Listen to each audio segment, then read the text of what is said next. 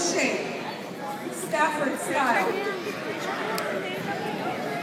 I want to go dance. This You one. gotta go ask Sophia. If you don't ask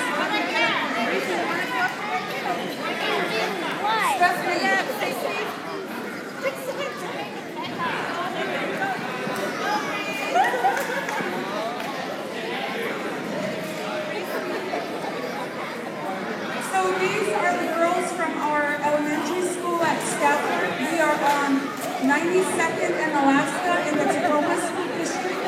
And our group consists of 45 dancers from kindergarten all the way to 5th grade. And as you can see, we have no Islander on our group. But I so appreciate these girls wanting to be part of my culture. So I teach them Samoan dancing at our elementary school. We've been traveling all over Tacoma and Seattle performing at Luau. We don't charge because our main focus in building this Samoan dancing group was for them to showcase the talents that they have. As you can see, we don't showcase the talents of our kids enough.